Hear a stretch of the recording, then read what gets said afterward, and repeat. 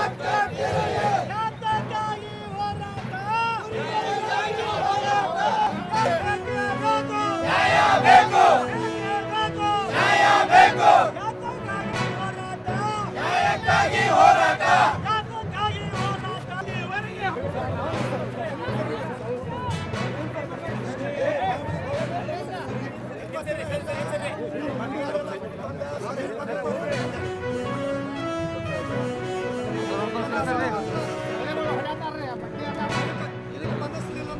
ಇವರಿಗೆ ಸಚಿವರು ಎಲ್ಲಾ ಶಾಸಕರ ಒಟ್ಟಾಭಿಪ್ರಾಯದ ಸಂಗ್ರಹ ಮಾಡಿ ಅದಕ್ಕೆ ಪೂರಕವಾದಂತ ಒಂದು ಮನವಿಯನ್ನು ಸರ್ಕಾರಕ್ಕೆ ಮಾಡಿದ್ರೆ ಬಹುಶಃ ಈ ಜಿಲ್ಲಾ ವಿಭಜನೆಯ ಪ್ರಕ್ರಿಯೆ ಕೂಡಲೇ ಆಗಬಹುದು ಅನ್ನುವಂಥ ಭಾವನೆ ನಮ್ದು ಮತ್ತು ಸರ್ಕಾರ ಮಟ್ಟದಲ್ಲಿ ಸಹಿತ ಅನೇಕ ಹೇಳಿಕೆಗಳು ಸರ್ಕಾರದಿಂದ ಮತ್ತು ಸಂಬಂಧಪಟ್ಟಂತ ಸಚಿವರು ಮತ್ತು ಶಾಸಕರಿಂದ ಅದೇ ರೀತಿಯಾದ ಹೇಳಿಕೆಗಳು ಬಂದಿದ್ದೇವೆ ಅನ್ನುವಂಥ ಭಾವನೆ ನಮ್ದು.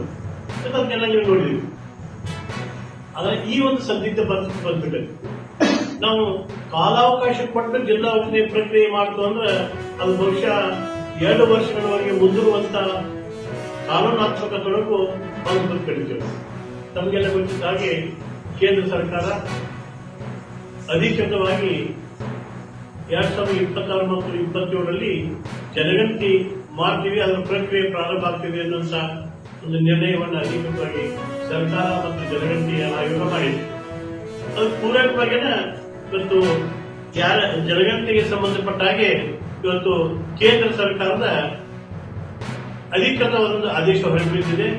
ಈ ಜನರಲ್ ಸೆನ್ಸಸ್ ಕಮಿಷನರ್ ಅವರ ಮೂಲಕನ ಮೃತ್ಯುಂಜಯ ಕುಮಾರ್ ನಾರಾಯಣ್ ಅಂತೇಳಿ IAS ಆಫೀಸರು ಸುತ್ತೋಲೆಯನ್ನ ಅಧಿಕೃತವಾಗಿ ಕೈಗೊಂಡರು.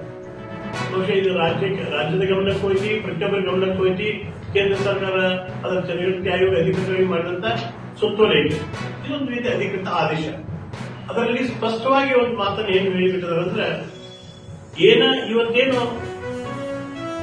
ಜಿಲ್ಲೆ, ಗ್ರಾಮ, ತಾಲೂಕ ಇವೇನು ಒಂದು ಅಧಿಕೃತವಾದಂತ ವ್ಯಾಪ್ತಿಗೆ ಬಂದಿದ್ದಾವು, ಆ ವ್ಯಾಪ್ತಿಗೆ ಪೂರಕವಾದಂತ ಬದಲಾವಣೆಗಳನ್ನು ಏನಾದ್ರೂ ನೀವು ಮಾಡ್ತಿದ್ರೆ ರಾಜ್ಯಗಳ ಪುನರ್ರಚನೆ ಇರ್ಬೋದು, ಜಿಲ್ಲೆಯ ಪುನರ್ರಚನೆ ಇರ್ಬೋದು, ತಾಲೂಕುಗಳ ಪುನರ್ರಚನೆ ಇರ್ಬೋದು, ಅಥವಾ ಹೋಬಳಿಯ ಪುನರ್ರಚನೆ ಇರ್ಬೋದು, ಗ್ರಾಮದ ಪುನರ್ರಚನೆ ಇರ್ಬೋದು, ಅದು ಯಾವುದೇ ನೀವು ಅಧಿಕೃತವಾಗಿ ಸರ್ಕಾರದ ಒಂದು ನಿರ್ಣಯ ಮಾಡಿದ್ರೆ ನೀವು ಇದೇ ತಿಂಗಳ ಡಿಸೆಂಬರ್ 30, 2025 ನೀವು ಅಧಿಕೃತವಾಗಿ ನಿರ್ಣಯ ತಗೊಳ್ಬೇಕು.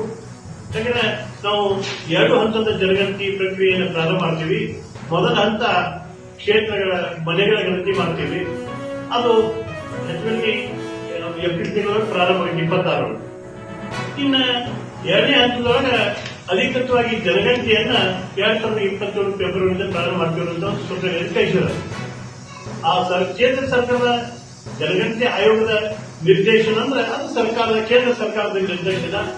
ಅದಕ್ಕೆ ಪೂರ್ವಕವಾಗಿ ಯಾವುದೇ ಪ್ರದೇಶದ ವಿಂಗಡಣೆ ಆಗಬೇಕಾಗಿತ್ತಂದ್ರೆ ಆ ಒಟ್ಟಾರೆ ಪ್ರಕ್ರಿಯೆ ಡಿಸೆಂಬರ್ 31, 2025 ಮುಗಿಬೇಕು.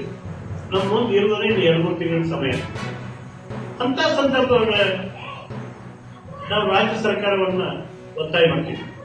ಯಾಕಂದ್ರೆ ಬಹಳ ವರ್ಷಗಳ ಹೋರಾಟ ಐತಿ. ಬಹುಶಃ ರಾಜ್ಯದೊಳಗೆ ಇರುವಂತ ಎಲ್ಲ ದೊಡ್ಡಗಳ ವಿಭಜನೆ, ಜಿಲ್ಲೆಗಳ ವಿಭಜನೆ ಆಗಿರ್ತೈತಿ. ಅಂತ ಪಕ್ಕದ ಧಾರವಾಡ ಜಿಲ್ಲೆ ವಿಭಜನೆ ಆಯಿತು, ಬಿಜಾಪುರ ಜಿಲ್ಲೆ ವಿಭಜನೆ ಆಯಿತು, ಗುಲ್ಬರ್ಗಾ ಜಿಲ್ಲೆಯ ವಿಭಜನೆ ಆಯಿತು, ದಕ್ಷಿಣ ಕರ್ನಾಟಕದಲ್ಲಿ ಸಹಿತ 4 ಜಿಲ್ಲೆಗಳ ವಿಭಜನೆ ಆಯಿತು. ಅಂದ್ರೆ ಇವತ್ತು ಬೆಂಗಳೂರು ಸಹಿತ ವಿಭಜನೆ ಆಗಿದೆ, ಬೆಂಗಳೂರು ನಗರ ಮತ್ತು ಗ್ರಾಮಾಂತರ. ಅಂತ ಸಂದರ್ಭದೊಳಗೆ ಅವರಿಗೆಲ್ಲ ನೀವು ಅನುಕೂಲ ಮಾಡಿ ಕೊಟ್ಟಿದ್ರಿ. ಯಾಕೆ ವಿಭಜನೆ ಮಾಡಿದ್ರಿ? ಬೆಳಗಾವಿ ಜಿಲ್ಲೆಯೊಳಗೆ ಏನೋ ಸಮಸ್ಯೆ ಇದ್ರೆ ನೀವು ವಿಭಜನೆ ಮಾಡಲಿಲ್ಲ, ಮತ್ತು ಅವ್ರನ್ನ ಯಾಕೆ ಮಾಡಿದ್ರಿ? ಸರ್ಕಾರದ ಚಿಂತನೆ, ಸರ್ಕಾರದ ವಿಚಾರಧಾರೆ, ಆಡಳಿತಾತ್ಮಕ ಅನುಕೂಲ ಜನರಿಗೆ ದೊರೀಬೇಕು.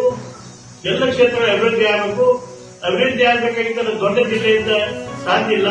ಸಣ್ಣ ಜಿಲ್ಲೆಗಳಿದ್ದು ಅಂದ್ರೆ ಆಡಳಿತಾತ್ಮಕ ಅನುಕೂಲತೆ ಸಿಗ್ತತಿ. ಅದಕ್ಕೆ ಪೂರಕವಾದಂತ ಅಭಿವೃದ್ಧಿ ಆಗ್ತೈತಿ. ಯಾಕಂದ್ರೆ ಅಭಿವೃದ್ಧಿಗೆ ಪೂರಕವಾದ ಜಿಲ್ಲಾ ಹಂಚಿಕೆ ಅನುದಾನ ಸಮಂಜಸವಾಗಿ ಆ ಜಿಲ್ಲೆಯ ಎಲ್ಲ ಜನರಿಗೆ ಮುಗಿದ ಭಾವನೆ ಇತ್ತು.